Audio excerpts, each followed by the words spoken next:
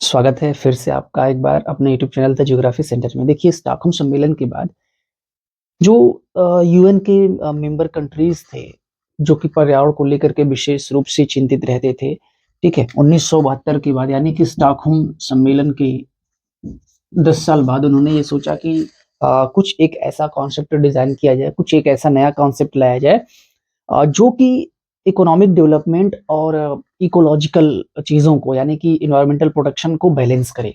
कुछ ऐसा क्रिएट करें, कुछ ऐसी चीज़ें लाएँ क्योंकि हमने पर्यावरण पर तो हम ध्यान दे रहे हैं, लेकिन कोई ज़रूरी नहीं है कि बस पर्यावरण पर ही हम ध्यान देंगे। भाई इकोनॉमिक डेवलपमेंट भी होना चाहिए। जैसे मान लीजिए कोई आदमी कोई फैक्ट्री लगा रहा है, तो उससे तो वो पैसा कमाएगा। लेकिन पर्यावरण भी क्या हो रहा है उससे?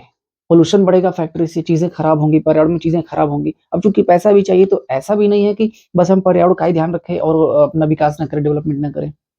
तो देशों में ये चर्चा चलने लगी कुछ ऐसा कॉन्सेप्ट डिज़ाइन हो, कुछ ऐसा कॉन्सेप्ट आए, कुछ ऐसी बातें हम लोग शुरू करें जिसमें कि इकोनॉमिक डेवलपमेंट और एनवायरमेंटल प्रोटेक्शन को हम बैलेंस कर सकें। तो उसके लिए यूएन के सचिव थे उस समय, यूनाइटेड नेशंस में जो सचिव थे वो थे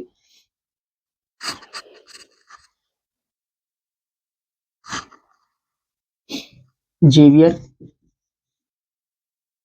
पेरेज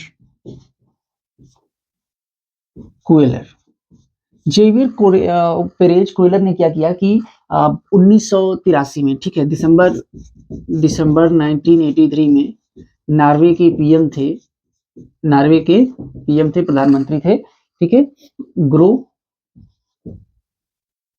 ब्रुंटलैंड, ठीक है। इनकी अध्यक्षता में एक कमेटी गठित कर दी इनकी अध्यक्षता में एक कमेटी गठित कर दी और ब्रुंटलैंड को, जो कि नॉर्वे के पीएम रह चुके थे, इसलिए इनको नॉर्वे के पीएम को इन्होंने उसमें शामिल किया, उसका प्रेसिडेंट बनाया, क्योंकि ये पहले से ही इन्वायरमेंट और हेल्थ इश्यूज पर काम कर चुके थे। तो ब्रुंटलैंड को काफी अनुभव था इन सब चीजों का, इसलिए इनको इसका प्रेसिडेंट बनाया। जो कमेटी बनी थी, वर्ल्ड कमीशन ऑन एनवायरमेंट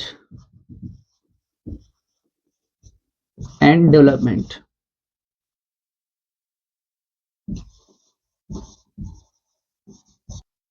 ठीक है। तो यानी कि world commission on environment and development, यानी कि WCED, ठीक है, WCED, ठीक है, WCED का प्रेसिडेंट बनाया गया था ब्रुंटलैंड को, world commission on environment and development, यानी कि पर्यावरण और विकास पर विश्व आयोग की स्थापना की गई, गठित की गई। तो इस आयोग ने काफी मेहनत किया और काफी रिसर्च हुआ, कई देशों का दौरा हुआ, कई चीजें इसमें से निकल करके सामने आई। और इस आयोग ने क्या किया इसके बाद कि 1987 में, ठीक है, लगभग 4-5 सालों के बाद 1987 में इन्होंने अपनी रिपोर्ट प्रस्तुत की, जिसका शीर्षक था आवर कॉमन फ्यूचर, ठीक है, यानी कि हमारा साझा भविष्य, ठीक है, हमारा साझा भविष्य। ब्रुटलैंड की अध्यक्षता में WCED ने एक रिपोर्ट प्रस्तुत की, जिसको आवर कॉमन फ्यूचर या हमारा साझा भविष्य कहा जाता है। इस रिपोर्ट को याद रख लीजिएगा, बहुत इंपॉर्टेंट है, आवर कॉमन फ्यूचर। और इसी में एक बात निकल करके आई सस्टेनेबल डेवलपमेंट की, ठीक है, इसी में सस्टेनेबल डेवलपमेंट की बात निकल करके आती है। अब ये सस्टेनेबल डेवलपमेंट है क्या? यानी कि सतत विकास क्या है? ठीक है, सतत विकास क्या है? तो इन्होंने कहा कि देखिए, सबसे पहले क्या था ना कि पहले जो विकास समझा जाता था और पर्यावरण को नुकसान होने से बचाने की बात जो सोची जाती थी, वो फॉरेस्ट्री और फिशरी से संबंधित चीजें हुआ करती थी। यानी कि लोग ये समझते थे कि ठीक है, फॉरेस्ट जंगल को बचा लो, जो वाटर बॉडी है, फिशरीज है, इन सबको बचा लो, तो हम पर्यावरण में सब ठीक ठाक ये मान के चलेंगे। लेकिन नहीं, जब धीरे धीरे इकोनॉमिक ग्रोथ बढ़ने लगा और पूरी दुनिया ने क्या किया कि पर्यावरण में जितने खनिज वगैरह बाकी चीजें थी, बहुत ज़्यादा उनका दोहन करने लगे और पोल्यूशन भी खराब होने लगा। तो पहली बार इसमें सोचा गया कि देखिए, सस्टेनेबल डेवलपमेंट ना, इन लोगों ने क्या किया, WCED ने, कि इसकी परिभाषा बहुत विस्तृत कर दी, ठीक है। इसमें कुछ चीज़ें ऐड कर दी गई। जैसे पहले क्या था ना, पहले फॉरेस्ट्री यानी कि वानिकी और फिशरीज, यही मुद्दे जो है ध्यान में रखे जाते थे, यानी कि मत्स्य का क्षेत्र, वाटर बॉडी हो गया। लेकिन इन दोनों के साथ-साथ सस्टेनेबल डेवलपमेंट में कुछ और चीज़ें शामिल की गई, ठीक है। जैसे कि economic development and environmental protection.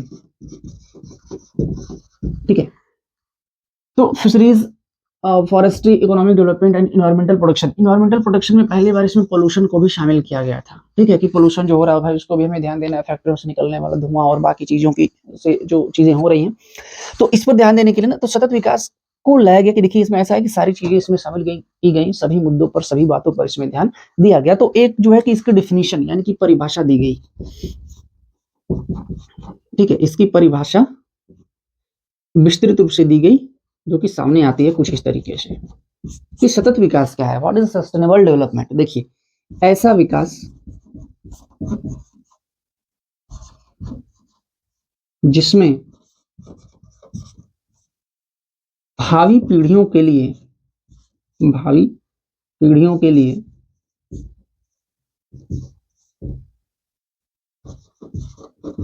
भावी पीढ़ियों के लिए पर्यावरण की क्षमता को बचाए रखना। ठीक है, एक लाइन में हमने देखिए इसको बता दिया कि ऐसा विकास जिसमें भावी पीढ़ियों के लिए पर्यावरण की क्षमता को बचाए रखना। ठीक है, इसको इंग्लिश में ऐसे लिख सकते हैं, एक लाइन में आप याद कर सकते हैं, need of present without compromising the future। मतलब बिना फ्यूचर से कॉम्प्रोमाइज किए हुए जो हमारी आने वाले भविष्य की भावी पीढ़ियां हैं उनको भी हमें पर्यावरण को बचा करके रखना है। इस प्रकार से हम विकास करें कि जो संसाधन है और बाकी जो चीजें हैं वो बची रहे, ना तो हम पर्यावरण को बहुत ज्यादा खराब कर दें और खुद भी बेकार हालत में ना रहे। यानी कि अपना डेवलपमेंट हो लेकिन पर्यावरण को भी हम बचा करके रखें। तो इसमें ये सारी बातें जो है कि शामिल की गई इसकी डिफिनेशन में। ठीक है, तो इसमें क्या क्या बातें कही गई, क्या इसमें टास्क क्या हुई, बातें क्या हुई ना, तो इसकी प्रमुख बातों को हम लोग ध्यान में रखेंगे, यानी कि इसका उद्देश्य क्या था।